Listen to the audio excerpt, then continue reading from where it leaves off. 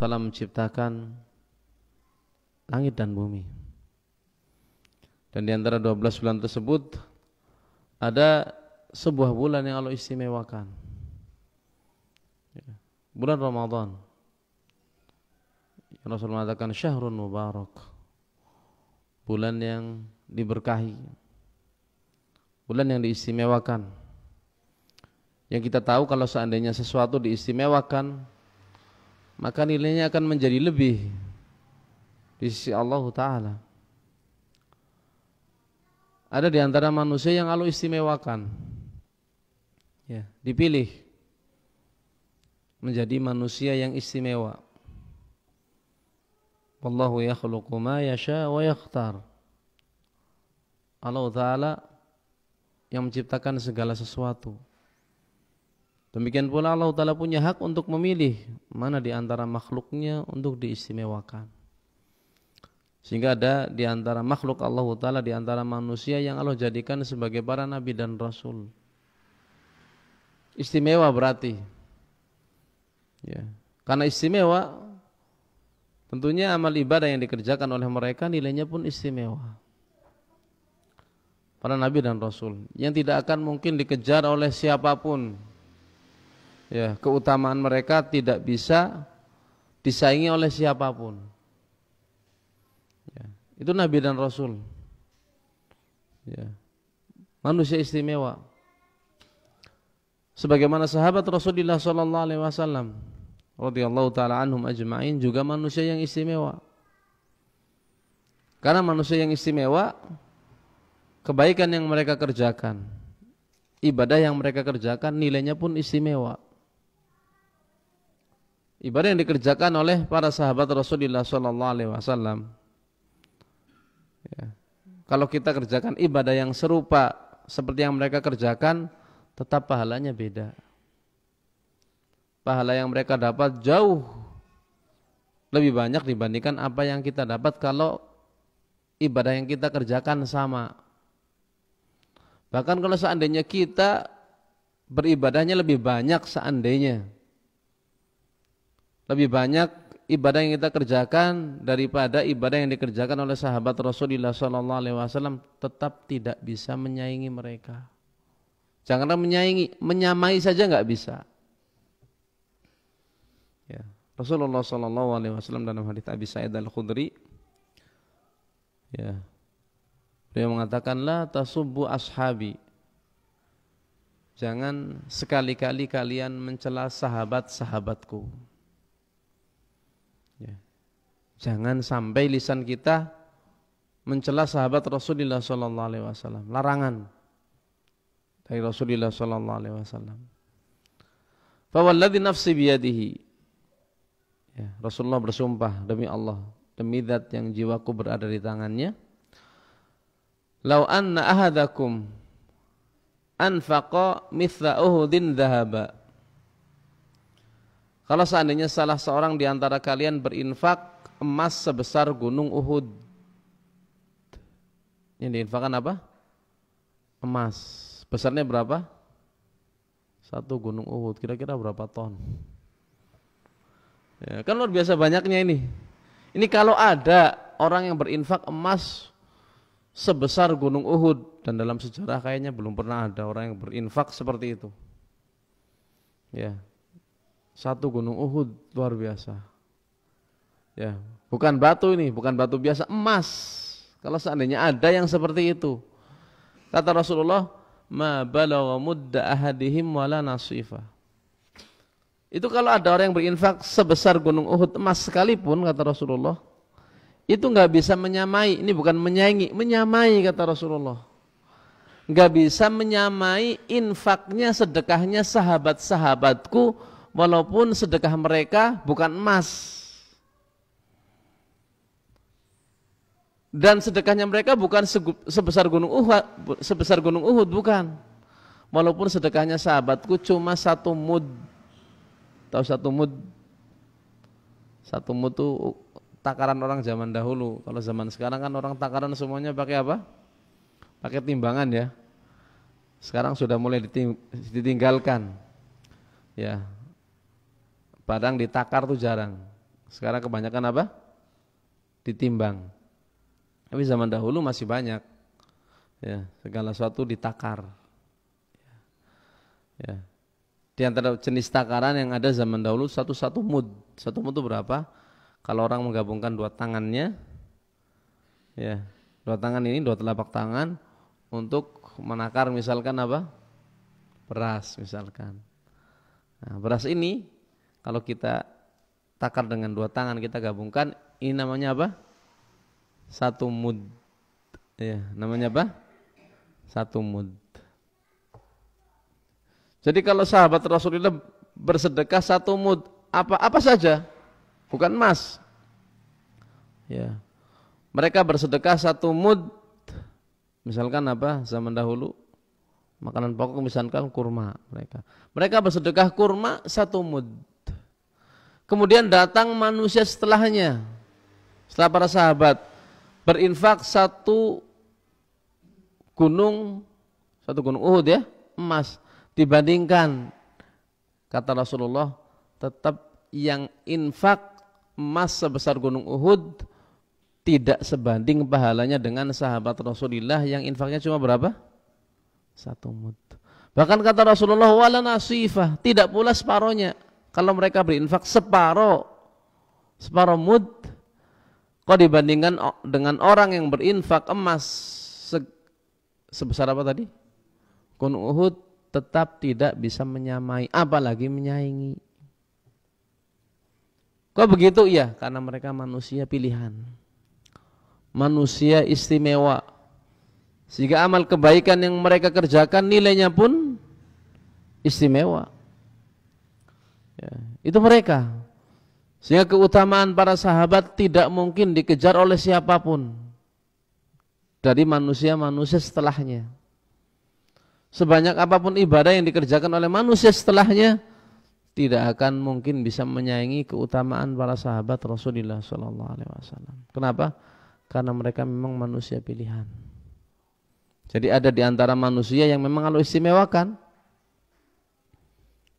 Sehingga karena mereka istimewa, pahalanya pun istimewa. Demikian pula ada di antara tempat yang Allah istimewakan. Ya. Karena tempat tersebut istimewa, nilainya pun apa? Istimewa. Ganjaran yang dikerjakan atau ibadah yang dikerjakan di tempat tersebut, ya, pahalanya istimewa. Di antara tempat yang Allah istimewakan, sering kita mendengar istilah tanah haram. Tanah haram. Ya. Ada haram Makki, ada haram Madani. Ya. Kota Madinah, kota Makkah. Ini dikatakan apa? Tanah haram. Ya. Tanah yang istimewa berarti, yang mulia. Karena mulia tentunya apa? Ibadah yang dikerjakan di tempat tersebut lebih istimewa dibandingkan ibadah yang dikerjakan di tempat lain. Makanya Rasulullah mengatakan apa? Salatun fi masjidi hadza. Salatun fi masjidi hadza afdal min alfi salah fi masiwa. Salatnya seseorang di masjidku ini, masjid apa berarti? Masjid Nabawi. Lebih afdal, lebih mulia, lebih istimewa dibandingkan 1000 salat yang dikerjakan di tempat lain. Ya. Jadi kalau kita salat 1000 salat di tempat ini, Masjid Al-Falah ini, dibandingkan satu salat yang dikerjakan di mana? Masjid Nabawi, istimewa mana? Istimewa satu salat yang dikerjakan di Masjid Nabawi. Ya, kenapa? Karena memang tempat istimewa. Allah istimewakan. Ya. Tempat-tempat yang lain sama. Kita sholat di Masjid Al-Falah dengan masjid yang lainnya, nggak ada keistimewaan, sama nilainya. Nggak dikatakan lebih istimewa. Tapi kalau dibandingkan dengan sholat di Masjid Nabawi tadi, Rasul mengatakan apa? Afdal min alfi sholat. Sholat, satu sholat di Masjid Nabawi lebih istimewa dibandingkan 1000 sholat yang dikerjakan di masjid-masjid lain. Illa Masjidil Haram, kecuali sholat di Masjidil Haram. Karena sholat di Masjidil Haram afdal, lebih afdal ya min mi'at alfi shalah mimma siwa, lebih istimewa dibandingkan 100.000 sholat di tempat lain. Berarti istimewa mana Masjid Nabawi dengan Masjidil Haram? Masjidil Haram. Kalau Masjidil Haram berapa? 100.000. Jadi kalau ada orang 100.000 sholat 100.000 kali di masjid sini misalkan, dibandingkan satu sholat di masjid mana? Masjidil Haram, masih lebih baik, lebih istimewa pahalanya ya sholat yang dikerjakan di mana? Di Masjidil Haram. Kok begitu ya? Ya karena tanahnya Allah istimewakan. Allah Ta'ala punya hak, Allah yang menciptakan ya. Kok bukan negeri kita saja yang indah ya, yang diistimewakan, yang subur, yang hijau. Kok yang diistimewakan tanah kayak gitu ya, berbatu, tandus, panas. Tadi wallahu yakhluqu ma yasha wa yakhtar. Allah Ta'ala yang menciptakan segala sesuatu. Demikian pula Allah Ta'ala yang memilih di antara makhluk-makhluknya untuk diistimewakan. Jadi ada manusia yang diistimewakan, ada pula tempat yang diistimewakan. Dan kita, alhamdulillah, walaupun kita tidak seistimewa sahabat Rasulullah, kita juga tidak ditakdirkan oleh Allah Ta'ala untuk tinggal di tanah haram. Kita ditakdirkan untuk lahir di negeri kita tercinta ini, negeri Indonesia. Ya. Bukan menjadi penduduk apa? Tanah haram. Namun alhamdulillah Allah Ta'ala juga pertemukan kita dengan apa? Waktu yang istimewa. Jadi ada manusia istimewa, ada tempat yang istimewa, juga ada waktu yang istimewa. Sering kita berjumpa dengan waktu-waktu yang istimewa. Di antara waktu yang istimewa ya, ada 10 hari pertama di bulan Dzulhijjah. Itu waktu istimewa. Begitu pula apa? Bulan apa? Bulan Ramadan. Ini waktu istimewa. Waktu yang diistimewakan oleh Allah Ta'ala. Yang Rasulullah menyebutkan ya, fiha lailah khairun min alfi syahr. Ada di bulan istimewa tersebut, bulan Ramadan, sebuah malam ya, yang nilainya apa? Khairun min alfi syahr. Lebih baik dibandingkan 1000 bulan. Jadi ibadah yang dikerjakan di malam tersebut, yang malamnya Allah rahasiakan. Kapan malam tersebut? Supaya kaum muslimin bisa mencari, berlomba untuk bisa menepati malam tersebut ketika apa? Mereka bersungguh-sungguh beribadah kepada Allah Ta'ala. Kenapa? Karena nilainya apa tadi? Lebih baik dibandingkan 1000 bulan. 1000 bulan sih berapa tahun? Ya, kan luar biasa banyaknya. Ya. Yang Rasul mengatakan man hurrimaha faqad hurim. Barang siapa yang dihalangi dari kebaikan di malam tersebut, di bulan tersebut, maka orang tersebut memang diharamkan dari kebaikan, dijauhkan dari kebaikan. Sehingga bulan Ramadan merupakan kesempatan bagi kita semua. Bulan istimewa. Tadi kita sadar kita bukan manusia seistimewa sahabat.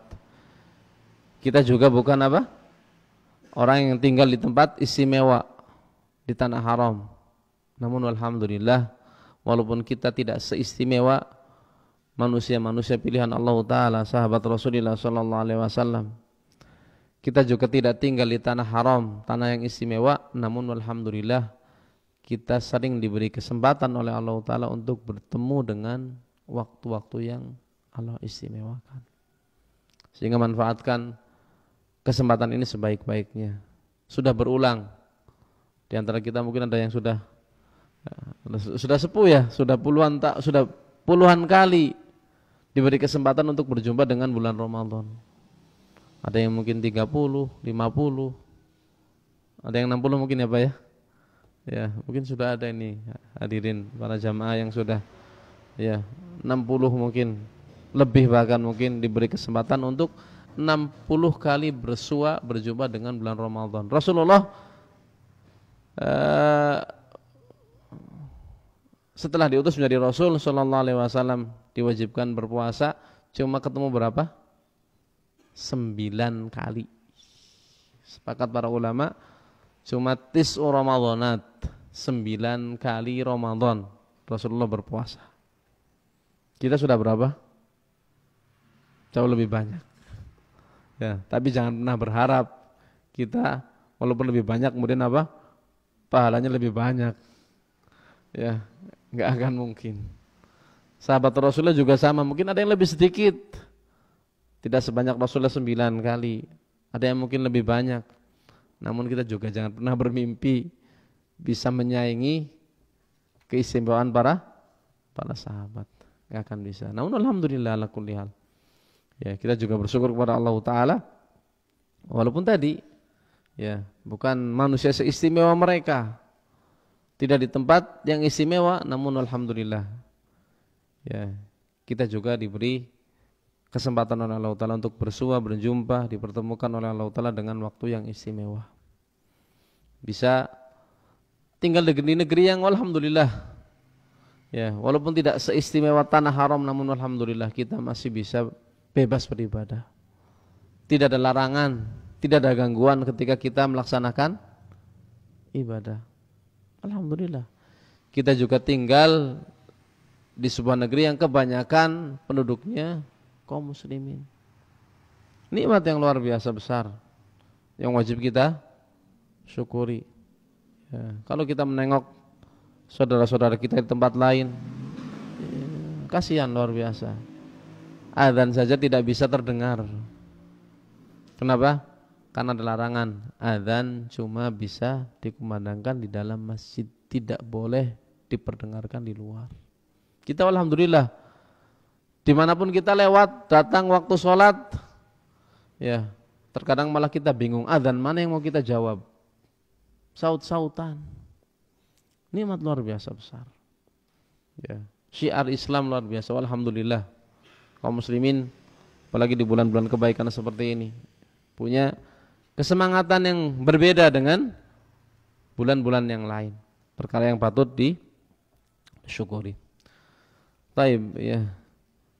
Kaum muslimin yang semoga dimuliakan oleh Allah Ta'ala, ya. Yang namanya manusia, ya, kita semua ya, memiliki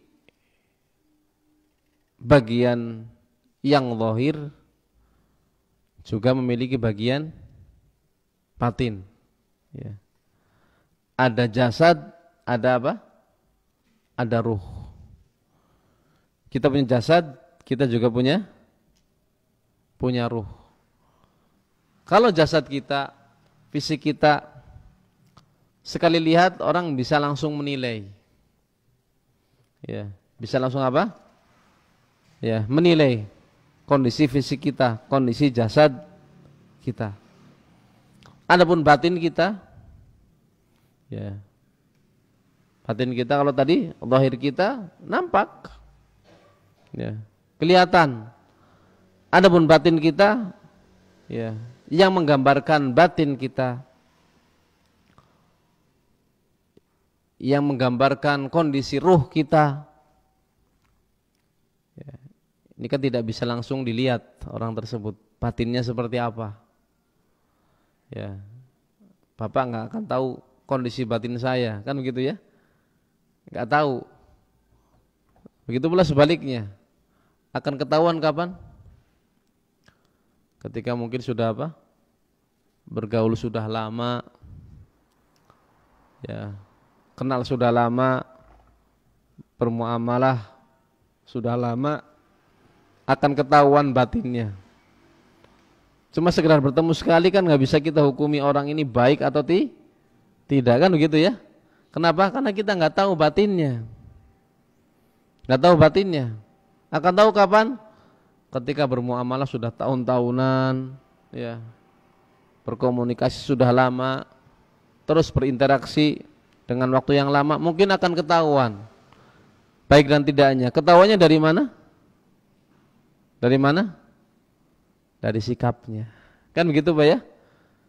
Ya, ketika bertahun-tahun kok sikapnya emang bagus, baik. Akhlaknya apa? Bagus. Oh berarti akhlak tersebut menggambarkan batin dia. Jadi keadaan batin seseorang tidak bisa dinilai dengan waktu yang sebentar. Keadaan batin seseorang akan bisa dinilai dengan benar ketika kapan? Ketika bermuamalah dengan orang tersebut dengan waktu yang lama. Akan ketahuan dari mana? Dari akhlaknya, dari perbuatannya, dari muamalahnya. Yang mana akhlak tersebut sumbernya dari mana? Dari batin seseorang, dari hati seseorang. Itulah sebenarnya yang akan menjadi nilai seseorang. Ya. Nilai mulia dan tidaknya seseorang itu timbangannya bukan fisik. Kalau fisik tadi, zahir seseorang bisa langsung nampak, ya, langsung kelihatan. Tapi timbangan kemuliaan seseorang, ya, itu dinilai dari mana? Dinilai dari batinnya. Ya, akan ketahuan dari mana? Dari perangainya, dari tingkah lakunya, ya, dari perbuatannya. Sehingga nilai seseorang itu dilihat dari apanya? Dari perbuatannya, dari akhlaknya. Karena seorang tadi tidak dinilai dari apanya? Dari fisiknya, dari sukunya, dari bahasanya, ya, dari kaya miskinnya, bukan itu. Ya. Suku, keturunan, ya, itu bukan nilai keistimewaan seseorang di sisi Allah Ta'ala. Betul Allah ciptakan manusia berbangsa-bangsa, bersuku-suku, betul, berkabilah-kabilah. Dalam surat Al-Hujurat Allah mengatakan, ya ayuhan nas, inna khalaqnakum min dzakarin wa untha. Ya. Wahai manusia, sesungguhnya kami ciptakan kalian laki-laki dan perempuan. Wa ja'alnakum syu'uban wa qabaila. Kami jadikan kalian syu'uban, berbangsa-bangsa, wa qabail, berkabilah-kabilah. Kenapa dijadikan seperti itu? Lita'arafu, supaya bisa dikenal. Karena terkadang orang namanya sama, yang membedakan apanya? Ya sukunya. Jadi sebatas itu. Ya. Jadi perkara yang tidak pantas ketika seorang berbangga dengan apanya? Dengan sukunya. Berbangga dengan apa? Bangsanya. Berbangga dengan moyangnya. Oh, saya keturunan bangsawan, darahnya biru. Ya, misalkan. Ya, karena nilai kemuliaan seorang bukan dilihat dari itu, ya, bukan dari kaya, bukan dari miskin. Allah jadikan, ya, berbeda-beda seperti itu, berbangsa-bangsa, bersuku-suku, berkabilah-kabilah, lita'arafu. Ya, jadi nilai kemuliaan seseorang bukan dari bangsa, bukan dari suku. Oh berarti kalau orang Arab tadi apa? Ya, lebih istimewa dibandingkan orang Jawa. Kita katakan sekedar Arab, sekedar Jawa, nggak ada keistimewaan. Ya, nggak ada. Kan dijadikan bangsa suku tujuannya tadi lita'arafu. Terus kemuliaan dari mana Allah lanjutkan? Inna akramakum indallahi atqakum. Karena keistimewaan, kemuliaan manusia di sisi Allah Ta'ala dinilai dari mananya? Dari ketakwaan. Sungguhnya yang paling mulia di antara kalian adalah orang yang paling bertakwa di antara kalian. Sehingga kemuliaan itu dinilai dari ketakwaan seseorang. Yang Rasul mengatakan apa? At-taqwa hahuna. 3 kali at-taqwa hahuna, at-taqwa hahuna. Takwa itu sumbernya dari mana? Dari hati seseorang, dari batin seseorang. Itu ketakwaan. Jadi kemuliaan tidak dinilai dari fisik seseorang, dari kondisi seseorang secara zahir, bukan itu. Ya. Yang menjadi patokan adalah apa? Batin hati seseorang. Yang paling mulia di antara kalian adalah orang yang paling bertakwa. Ya.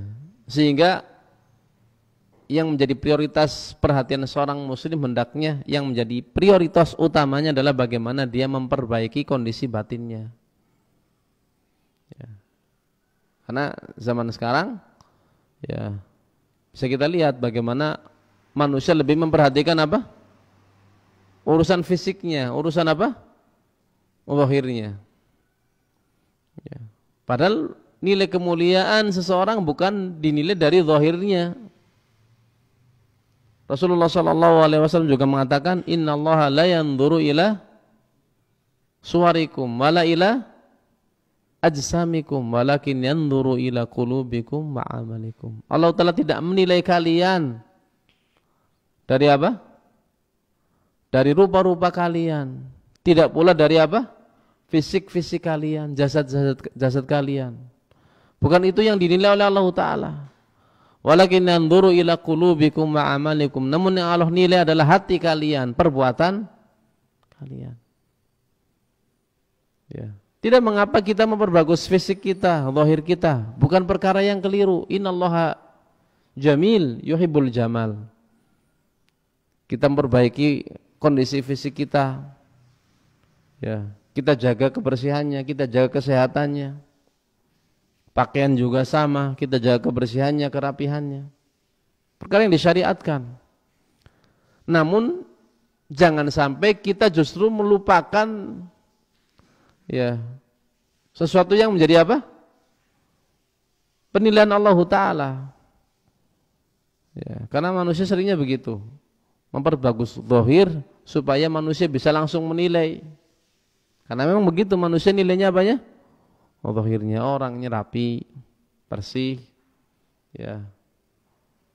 Ya ini tidak mengapa. Namun terkadang sibuk cuma dengan sekedar ya urusan zahir saja. Kalau mukanya punya noda luar biasa, ya. Jerawat sedikit saja, bingung nyari obat. Yang penting bisa apa? Bisa hilang. Bahkan sampai ada orang yang naudzubillah sampai apa? Permak wajahnya. Rupanya apa? Dioperasi. Ganti muka. Kenapa? Karena nggak suka dengan ya muka yang sebenarnya. Menghabiskan uang yang tidak sedikit. Ya. Begitu pula luar biasa. Kosmetik yang lainnya luar biasa. Ya, hanya sekedar untuk ngurusi muka. Ya. Belum fisik-fisik yang lain kalau ada ya sebagian fisiknya yang apa? Ya, menurut dia aib, ya, penyakit, ya, segera dia obati.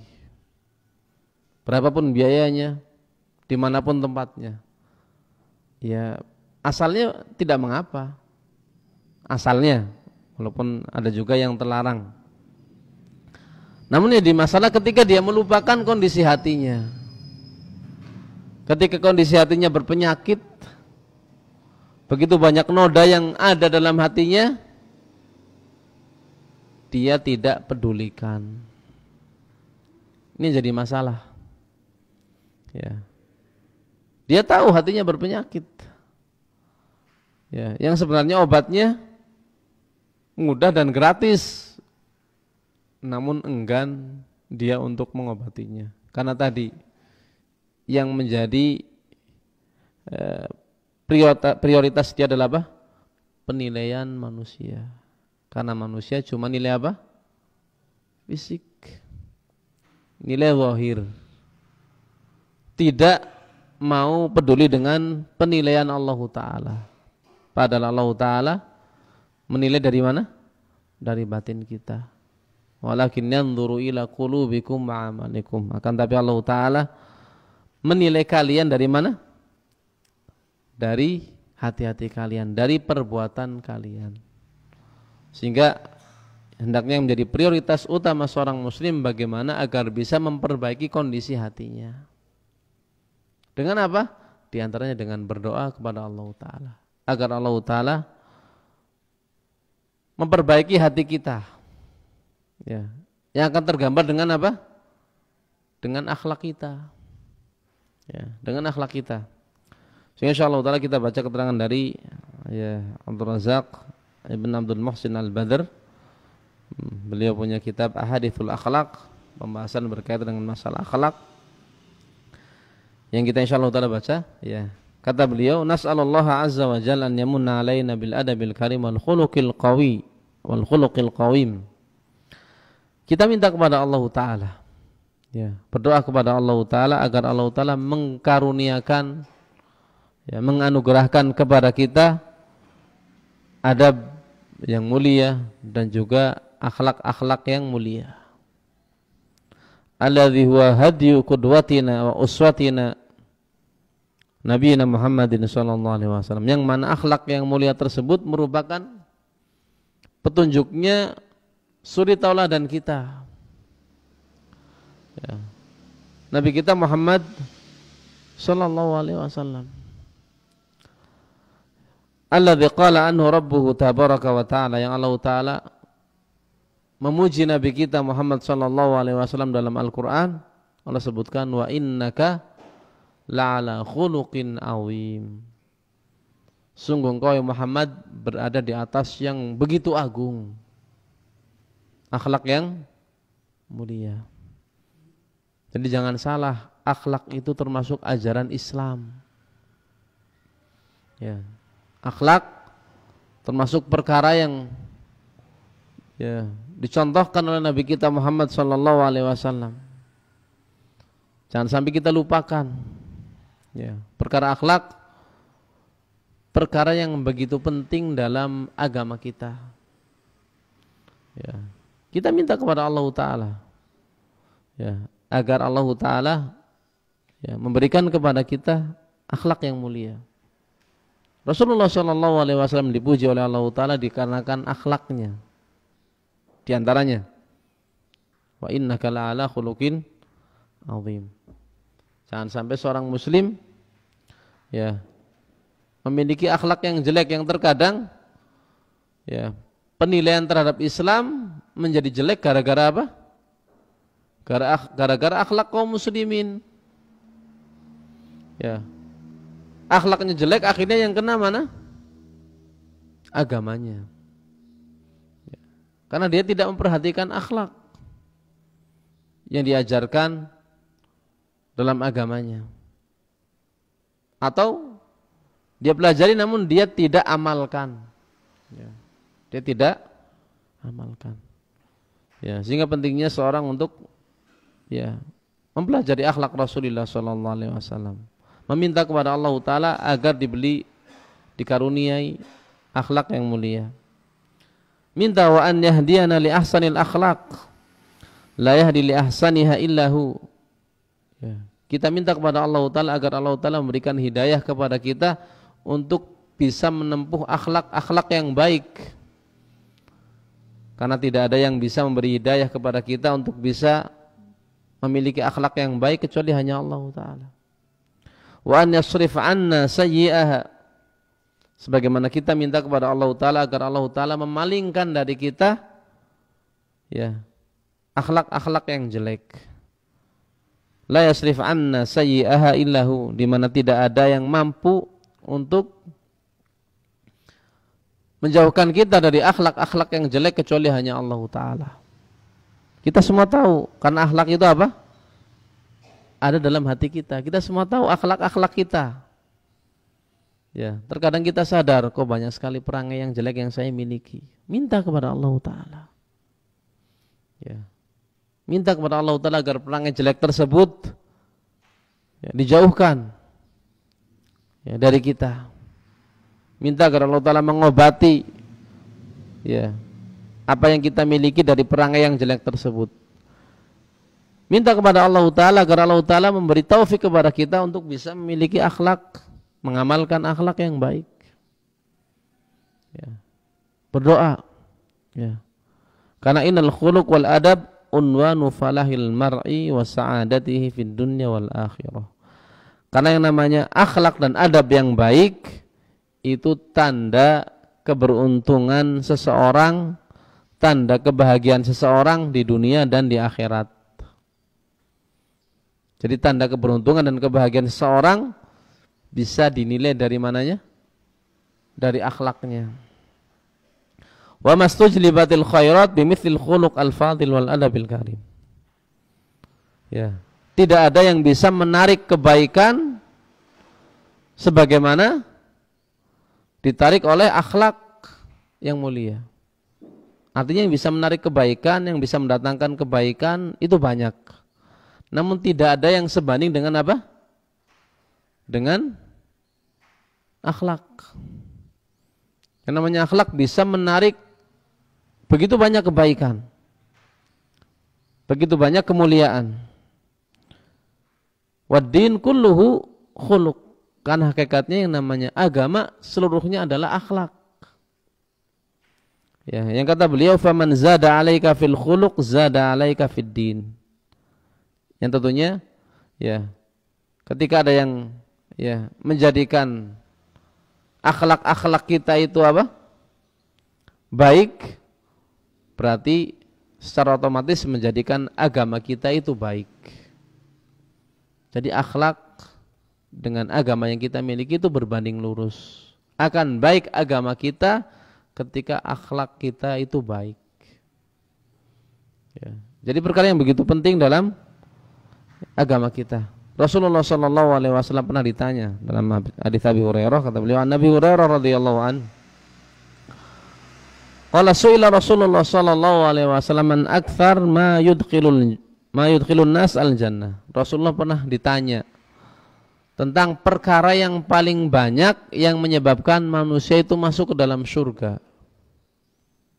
Perkara apa sih yang paling banyak memasukkan seseorang ke dalam surga? Rasulullah menjawab apa?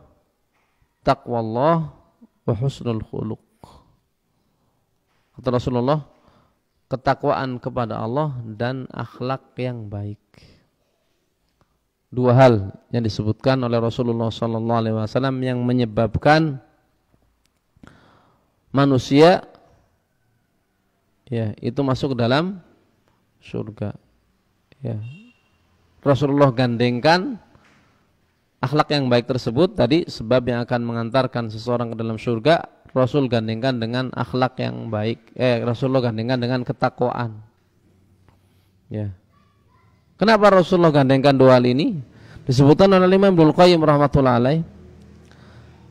Jama'an nabiyyu baina taqwallah wa husnil khuluq li'anna taqwallah tuslihu ma bainal abdi wa baina rabbih.